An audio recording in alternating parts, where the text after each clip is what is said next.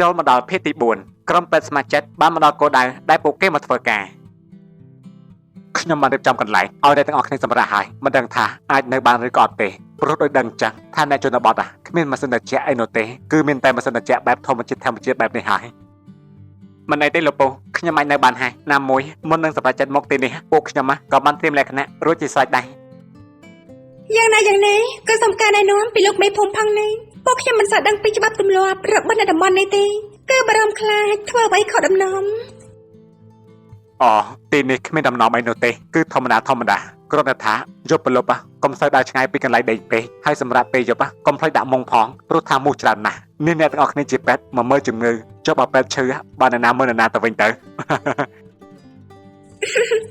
លោកពូបាត់ជាប្រកែកផ្លាញ់ណាខ្ញុំនឹងថែសុខភាពមិនឲ្យឈឺទេហើយមកទីនេះនឹងពិនិត្យសុខភាពជនភូមិឲ្យបានល្អបំផុតបាទពួកខ្ញុំអរគុណណាស់នេះគឺជាលោកមេប៉ុស្តិ៍ប្រចាំតំបន់នេះមានកៅអីចង់ពឹងពាសអាចតាក់ទងទៅលោកបានណាបាទខ្ញុំគឺជាមេប៉ុស្តិ៍ប្រចាំតំបន់នេះមានតួនាទីការពារសុខសុវត្ថិភាពជូនប្រជាជននៅក្នុងភូមិនេះហើយលោកគ្រូអ្នកគ្រូមិនបាច់បារម្ភពីសុវត្ថិភាពនោះទេខ្ញុំបានចាត់កម្លាំងឲ្យយាមល្បាតការពារនៅទីនេះហើយមិនឲ្យមានរឿងអីនោះទេបាទខ្ញុំអរគុណបាត់មែនស្រុកទេជើងឥឡូវមានសុខសុវត្ថិភាពហើយខ្ញុំមិនខ្លាចមានគ្រោះថ្នាក់អីនោះទេតែក៏អរគុណដល់លោកពូទាំងអស់គ្នាដែលបានរៀបចំទទួលពួកខ្ញុំយ៉ាងកក់ក្ដៅបែបនេះណាហើយចុះរៀបចំទុកដាក់របស់របរនិងសម្រាប់ឲ្យមានកម្លាំងសិនចុះស្អែកនេះខ្ញុំនឹងនាំឲ្យស្គាល់អ្នកក្នុងភូមិនេះខ្លះតាមសម្រួលជនណាមានកៅអីក៏អាចតាក់ទងមកខ្ញុំបានតាមលេខទូរស័ព្ទដែលខ្ញុំបានឲ្យមុននេះអញ្ចឹងខ្ញុំសូមទៅវិញសិនហើយ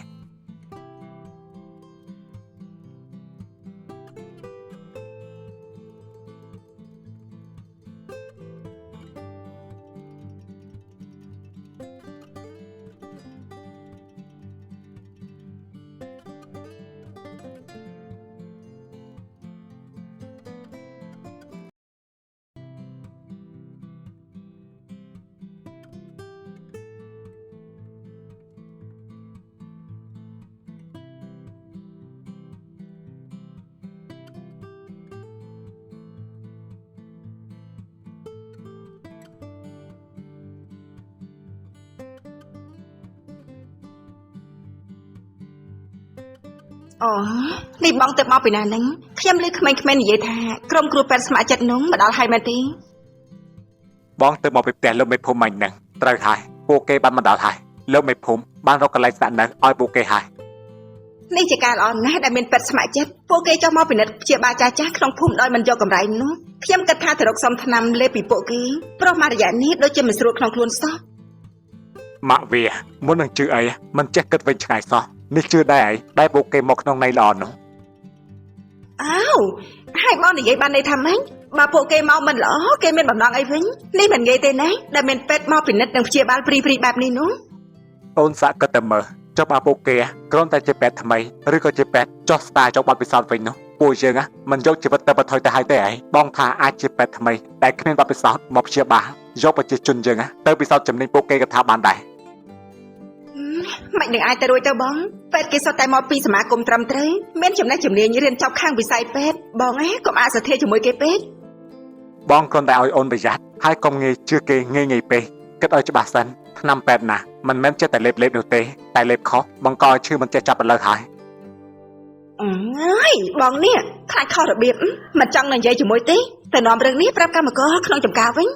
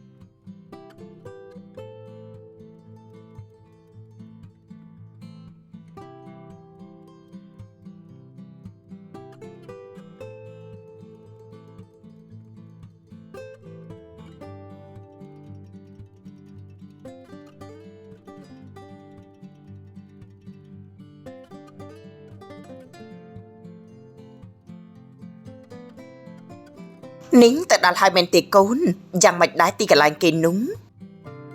បាទណាកុំមកដល់ហើយបាទយ៉ាកាលអនតាអ្នកនៅទីនេះគេស្វាគមន៍ពួកខ្ញុំបានល្អណាស់ Hai cho cần lành sầm rạp vinh núng ok đài tính Mưa rập mông cho ngày ban trầm trời phong nà côn Tì cho nó bọt bài nín mù trà nắng បាទណាខ្ញុំដឹងហើយនេះមកបារម្ភខ្ញុំមកតែខ្ញុំជាកូនក្មេងតកាតែក៏អរគុណមកខ្លាំងហើយ Tục bây chỉ côn thông bình vậy bài nà có đắng Bàn tay không chả rạp mạ Côn nơi tay chỉ côn khmênh Mạ bà rằm cục bê nâng Mưa thai khluôn anh phong nà côn Chẳng phơi cả chá Phần năng sân hai nà côn នេះកូនដាវីតទេមកមែនទេ Chà bóng Kê thạp ăn tọa đọc cả lại đôi sở vật tập hiệp hắnខ្ញុំនៅតែបារម្ភពីកូនណាបង អូននេះនៅតែបារម្ភរឿងនេះតកាធ្វើមកតែកូនណាតែធ្វើសង្គ្រាមអញ្ចឹងគេតែធ្វើការមនុស្សធម៌តាអូនក៏តែសប្បាយចិត្តហើយមានមោទនភាពដែលកូនយើងបានតែធ្វើរឿងបែបនេះនោះ អូនដឹងហើយតែហាមចិត្តវាមិនបាននឹងហ្នឹងហើយនេះបងរៀបចំប្រុងតៃណាទៀតហើយស្លៀកពាក់ស្អាតបាតទៀតនោះក្រែងថ្ងៃនេះជាថ្ងៃអាទិត្យតាំងធ្វើការដែរអង នៅសាលាក្រុងគេធ្វើពិធីស្វាគមន៍ច្បាប់ក្រុងថ្មីបងទៅអបអរនឹងគេនឹងណា គេធ្វើការឡើងតំណែងរហូតហើយចុះប្តីអូនវិញនោះពេលណាបានឡើងតំណែងនឹងគេទៅធ្វើការយូរឆ្នាំដែរហើយនេះវីតទៅមិនទាន់បានប្រហែលផងខ្ញុំកនឹកវីតបាត់ទៅហើយចាំមើលហ្នឹងនៅពេលដែលទំនេរពីការងារខ្ញុំនឹងទៅរកវីតហើយហ្នឹង នេះមកទីនេះធ្វើតែនាំទៅខាត់ពេលវេលាទេណាមួយទីនេះមិនសាកសមនឹងនេះដែលជាតារាល្បីនោះទេណា មិនសមយ៉ាងម៉េចទេវីតនៅបានខ្ញុំក៏នៅបានខ្ញុំគ្រាន់តែចង់ដឹងថាកន្លែងដែលវីតនៅនឹងវាយ៉ាងម៉េចសមរម្យដែរទេនេះបើពួកគេរៀបចំទទួលវីតមិនបានល្អនោះខ្ញុំមិនព្រមទេណា បានហើយណាចេះនេះខ្ញុំកំពុងតែរបត់ធ្វើការជំរាបលា វីនហើយបាត់ទៅហើយហើយ ចាប់អស់ស្រឡាញ់គ្នាយ៉ាងនេះមិនកំរត់តាមគ្នាតែម្ដងទេនៅបែបនេះធ្វើទេ នាងនិយាយពីស្អី វត្ថុបងស្រីរឿងបែបនេះលាក់គេមិនចិត្តទេខ្ញុំយល់មនុស្សប្រុសស្រីទៅដល់វ័យនេះហើយប្រកាសជាមានអីខ្លាំងចឹងហើយនេះតាក់ទងគ្នាប្រហែលឆ្នាំហើយកន្លងមកប្រាប់វ៉ាន់ថា single តាមពិតមានប្តីហើយហ្នឹង នាងឈ្គូតទេអីពួកខ្ញុំគ្រាន់តែតាក់ទងគ្នាធម្មតាទេមិនទាន់ចូលដល់ថ្នាក់ជាប្តីប្រពន្ធទេហើយនាងក៏មិនចេះដឹងរឿងរបស់ខ្ញុំចង់ធ្វើស្អីវាក៏ជារឿងរបស់ខ្ញុំ តែតើគ្នាធម្មតា សម័យនេះហើយអ្នកណាជឿទេទៅក្មេងក៏វាមិនជឿដែរតែខ្ជិលចាប់អារម្មណ៍ហើយធម្មតាទេជាតារាគេតែងលាក់បាំងខ្លះចឹងហើយ ខ្ញុំមិនមែនជាមនុស្សស្រីដែលខ្លួនងាយដូចជានាងទេអេលើដំណឹងមកថារឿងក្រោយនេះបានឡើងតំណែងជាតួឯកផងនាងគឺពិតជាគួរឲ្យសង្ស័យណាស់ សង្ស័យអីទេ សំនឹងសឿននេះគឺជាគ្រូពេទ្យសមាជិកដែលពួកគាត់ចុះមកពិនិត្យសុខភាពជូនអ្នកភូមិយ៉ាងនេះមិនយកប្រាក់ទេណាបើអ្នកទាំងពីរមិនស្រួលអីអាចទៅពិនិត្យបាននៅថ្ងៃស្អែកនេះ ចាលោកមេភូមិខ្ញុំមិនមានឈឺអីទេគ្រាន់តែអស់កម្លាំងបន្តិចបន្តួចតាមរបៀបមនុស្សធ្វើការហត់ធម្មតាដូចជាមិនមានឈឺអីធ្ងន់ទេ អ្នកមេងអាចទៅវាស់ឈាមឬក៏តែមើលចិត្តស្គាល់ក្នុងខ្លួនក៏បានដែរជួនកាលអាការៈដែលមេងនិយាយមិញនេះវាជាអាការៈកង្វះសារធាតុអ្វីមិនចាំងនៅក្នុងខ្លួនក៏ថាបានដែរត្រូវហើយបើចង់ពិនិត្យស្អែកនេះទៅស្តង់ចុងភូមិចុះគេបោះទីតាំងនៅទីនោះហើយអ្នកទាំងពីរអាចទៅបានណា អូចាចឹងស្អែកនេះខ្ញុំនឹងពុកវានាំគ្នាទៅមកព្រឹកចុះ តោះលោកគ្រូពេទ្យខ្ញុំនាំទៅជប់ជាមួយនឹងគ្រូសាមួយទៀតលោកពូនាំលោកគ្រូវិឆ័យទៅមិនចុះខ្ញុំផ្លេចទូរស័ព្ទនៅនឹងកន្លែងខ្ញុំសុំទៅចុះបន្តិចសិនចាំខ្ញុំនៅតាមក្រោយណាអញ្ចឹងក៏បានណាតែប្រយ័ត្នវង្វេងណាព្រោះថាក្មួយមិនទាន់ស្គាល់ទីនេះច្បាស់បាទមិនអីទេខ្ញុំទៅតែមកផ្លែទេហើយក៏ប្រយ័ត្នត្រឡប់មកវិញខ្ញុំតាមពូឲ្យទាន់អញ្ចឹងខ្ញុំសុំទៅសិនហើយ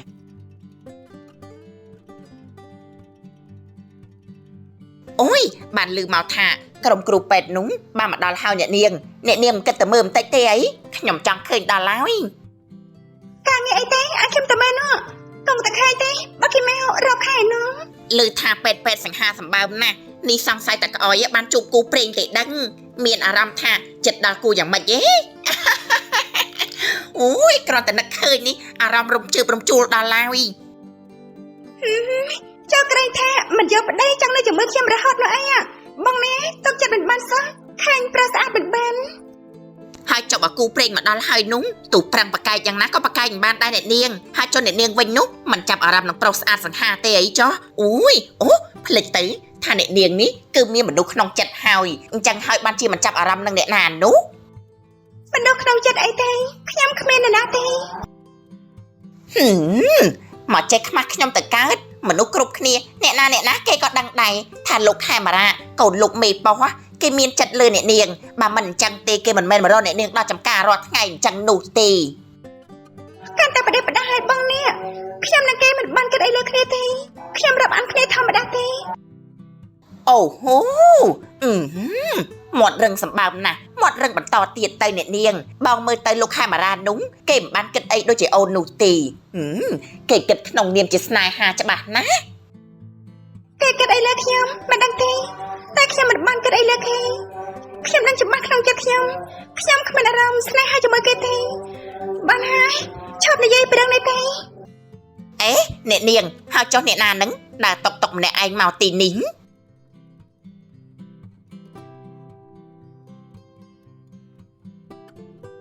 ហើយមិនដឹងថាលោកមេភូមិនិងលោកគ្រូឆៃទៅដល់ណាហើយទេទៅចុកទូរស័ព្ទតែមកផ្លែសោះមកវិញខ្ញុំតាមមិនទាន់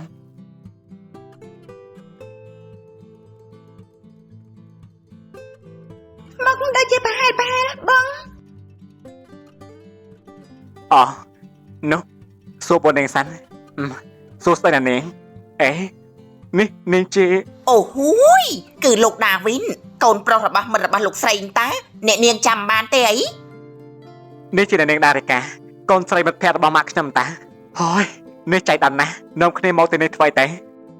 อ้าวតែនេះជាផ្ទះខ្ញុំតំបន់ខ្ញុំរស់នៅយូរហើយមិនក៏មកសួរបែបនេះខ្ញុំទេដែលគួរសួរលោកមកតែនេះទៀតថ្មីទេ ថាម៉េចនេះជាភូមិរបស់នាងមែនទេអូខ្ញុំមិនដឹងសោះព្រោះកន្លែងដែលខ្ញុំនៅប៉ែកខាងនោះបានជួបអ្នកស្គាល់បែបនេះគឺពិតជាល្អណាស់ នីងកំប្រាប់ណាថាលោកគឺជាក្រុមគ្រូពេទ្យស្ម័គ្រចិត្តទាំងនោះឲ្យសោះហ្នឹង បាទពិតមែនហើយខ្ញុំមកពីក្រុមគ្រូពេទ្យស្ម័គ្រចិត្តមកពិនិត្យសុខភាពជូនចាស់ៗនៅទីនេះខ្ញុំដឹងថាទីនេះជាភូមិរបស់នាងសោះ ក្រែងធ្លាប់មកម្ដងហើយទេមិនស្គាល់ទៀត ខ្ញុំធ្លាប់មកម្ដងមែនតែខ្ញុំមិនបានចាប់អារម្មណ៍ណាមួយខ្ញុំចូលតាមផ្លូវផ្សេងទីនេះធំណាស់ខ្ញុំមិនចាំអស់ទៅ ហើយចលោកម្ដងអីម្ដងនៅទីនេះហើយចៃណាក្រុមកាងៃឡងតែកងវែងបាត់ទេប្រភពនេះធំណាស់តែមិនស្រួលមកវិញឡើយ មែនហើយខ្ញុំមកជាមួយលោកមេភូមិគាត់បាននាំខ្ញុំឲ្យស្គាល់តែក្នុងភូមិនេះខ្លះតែខ្ញុំនេះផ្លេចទូរស័ព្ទ អេនេះនាំនរណាមកផ្ទះណាកូនអូនេះជាក្មួយដាវីតកូនថាវីនតាកូននេះតែជួបគ្នាយ៉ាងម៉េចបាន បាទជំរាបសួរណាមីងគឺខ្ញុំមកធ្វើជាពេទ្យស្ម័គ្រចិត្តនៅតំបន់នេះមិននឹកស្មានថាជាភូមិរបស់ណាមីងរស់នៅសោះ អូចៃដន្យណាស់នេះមិនដឹងថាក្មួយមកដែរមីងតែទទួលហើយកូនក្មួយឯងនោះ បាទអរគុណណាស់ព្រោះខ្ញុំខ្លួនឯងផ្ទាល់ក៏មិនដឹងថាគោលដៅរបស់ក្រុមការងារនៅទីនេះដែរ ហើយចង់កន្លែងស្នាក់នៅអីបានសំរុំហើយមកទេក្មួយបើថាមិនយល់ទាស់ទេមកសម្រាប់តាមមីងក៏បានដែរណា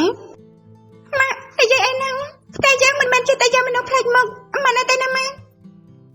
មិនអីទេណាមីងលោកមេភូមិគាត់បានរៀបចំទទួលកន្លែងស្នាក់នៅឲ្យពួកខ្ញុំរួចរាល់ហើយណាមួយក៏មិនចង់រំខានដល់ណាមីងដែរអ្នកណាគេនឹងអូនក្មួយដាវីតតានេះមកទីនេះបានយ៉ាងម៉េចនឹងក្មួយមិនក៏មិនប្រាប់ពួយដឹងផងចឹង គឺក្មួយដាវីតជាក្រុមគ្រូពេទ្យស្ម័គ្រចិត្តណាបងគេមកនៅទីនេះគាត់ជាចៃដន្យមែនទេណាបានជួបគ្នាទៀត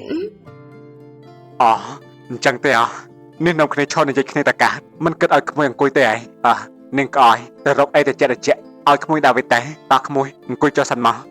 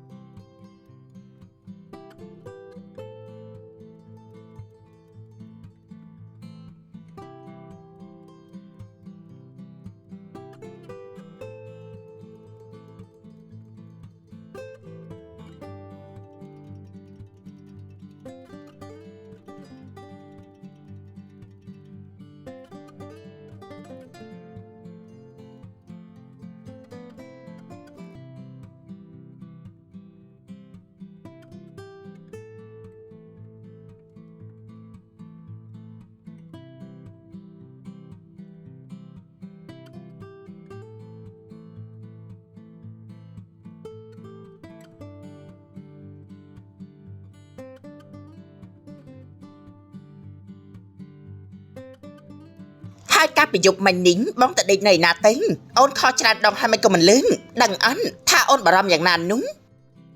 អូទូរស័ព្ទបងអត់ថ្មបងធ្វើការដាច់យប់បងហត់ក៏សម្រាប់នៅកន្លែងធ្វើការតែ ហត់ដល់ថ្នាក់មកផ្ទះវិញមិនរួចអញ្ចឹងមែនទេការងារលីសែងអីទៅបានជាហត់ដល់ថ្នាក់នឹងនោះ ណែអូនការងារជាអ្នកដឹកនាំមិនមែនស្រួលទេណាត្រូវជួបគ្រប់ស្ថានភាពតារាខ្លះសំដីមិនសមតាមអ្វីដែលក្រុមការងារចង់បានត្រូវធ្វើម្ដងហើយម្ដងទៀតដឹងទេថាបងធ្វើចិត្តយ៉ាងណានោះអូនមករករឿងបងរកអី អូនមិនទុកចិនឬមួយក៏ទៅជាប់ស្នេហ៍ជាមួយនាងតារានោះមែនទេបានជាធ្វើការដាច់យប់មិនមកផ្ទះនោះកុំឲ្យខ្ញុំដឹងឲ្យសោះហ្នឹងបើសិនជាចាប់បានវិញនោះ ណែអូនបងធ្វើការបងហត់បងសម្រាបងមិនបានធ្វើអីផ្ដេសផ្ដាស់ដូចអូនគិតនោះទេមិនក៏នៅនិយាយដល់ដែរបែបនេះ កុំមកសម្ដីធំដាក់ខ្ញុំណាបងក៏ដឹងថាបងបានតំណែងដូចរាល់ថ្ងៃនេះក៏ព្រោះតែអ្នកណាទិញបើមិនមែនព្រោះតែអូនស្មានតែបងមានតំណែងដូចរាល់ថ្ងៃនេះអញ្ចឹងមែនទេតំណែងក្នុងផលិតកម្មបងគួរតែយល់ហើយថាបានមកនេះក៏ព្រោះតែអ្នកណា ហើយចុះអូនណាឲ្យបងធ្វើមិនបងប្រាប់ហេតុផលអូនហើយតើអូននៅតែរករឿងបងទៀតប្តីធ្វើការហត់ហើយមកដល់ផ្ទះត្រូវមកប្រពន្ធទៀតហើយតើពួកឯងទាំងពីរនេះឆ្លោះគ្នាអីទៀតហើយទាំងព្រឹកបែបនេះនោះមិនចេះខ្មាស់អ្នកបម្រើក្នុងផ្ទះទេឯង លោកប៉ាមើលកូនប្រសាររបស់លោកប៉ាចឹងធ្វើកាយណាដាច់យប់មិនមកផ្ទះនោះព្រឹកឡើងទៅឃើញចូលផ្ទះមិនឲ្យខ្ញុំរករឿងយ៉ាងម៉េច ហើយចុះប្តីកូនណាគេប្រាប់ហេតុផលហើយតើថាគេជប់ការងារថត់នោះអីមកពីកូនខ្លួនឯងទេដែលមិនទុកចិត្តប្តីរបស់ខ្លួនឯងនោះបានហើយគិតច្រើនស្មុគស្មាញក៏ច្រើនពីបាក់ចិត្តក៏ច្រើនហើយដល់ណាដែលពិបាកចិត្តនោះគឺមានតែខ្លួនឯងនឹងហើយបានហើយកូនពិសិដ្ឋបើធ្វើការហត់ក៏ទៅសម្រាប់តែ លោកប៉ាកាន់ជើងកូនប្រសាជាងកូនបង្កើតអញ្ចឹងមែនទេប៉ាគូតែជេរថាបដៅឲ្យគេខ្លះការងារណាទៅដាច់យំមិនដេកផ្ទះនោះទាំងដែលសំទូថននៅក្នុងទីក្រុងនេះទេ កូននេះធ្វើដូចជារឿងធំតែកាត់ជាអ្នកដឹកនាំរឿងមិនមែនស្រួលទេណាថប់ដាច់យប់សំទូក៏ច្រើនត្រូវមានទូក៏ច្រើនតម្រុបតែចប់នេះបើចេញថតតាមខេត្តវិញត្រូវដីតាមខេត្តរកអាទិត្យឯណោះមិនមែនបាត់ដីតែមួយយប់សោះឆ្លេឆ្លាតដូចជាមុនរបងនោះទេនេះកូនធំហើយណាឲ្យរៀនចេះគ្រប់គ្រងអារម្មណ៍ខ្លួនឯងខ្លះផងទៅ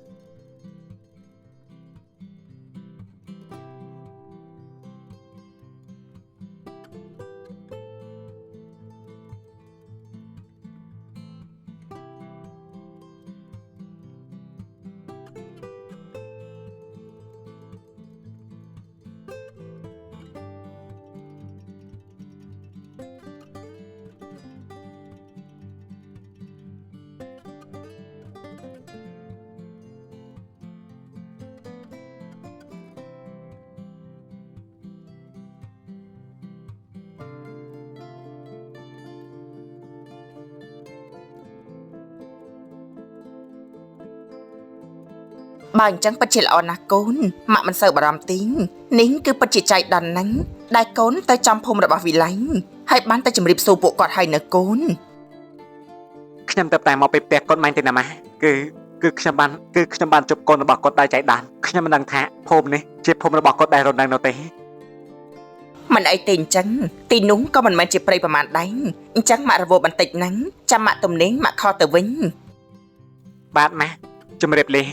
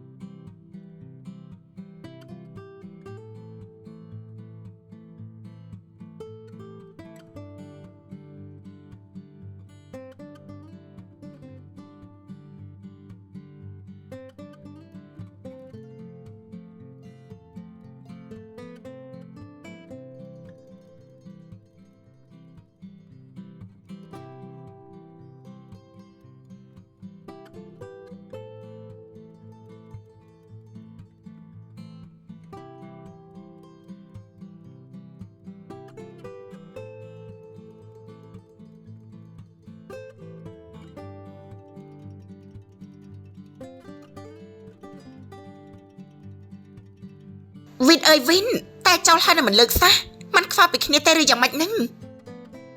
ខតែគេទៀតហើយ បងឆ្ងល់ណាស់ថាគេម្នាក់នោះវាអស្ចារ្យអីណាស់ណាទៅបានជាឯងងប់ងល់នឹងគេដល់ថ្នាក់នេះមើលតែគេក៏ដូចជាមិនចាប់អារម្មណ៍នឹងឯងផងនោះ បងចៃមីងខ្ញុំប្រាប់ហើយតែថាកុំឲ្យមកចេះដឹងរឿងផ្ទាល់ខ្លួនរបស់ខ្ញុំពិតជាឆ្ងល់ណាស់ខកចោលច្រើនដងហើយប៉ុន្តែមិនក៏មិនលឹង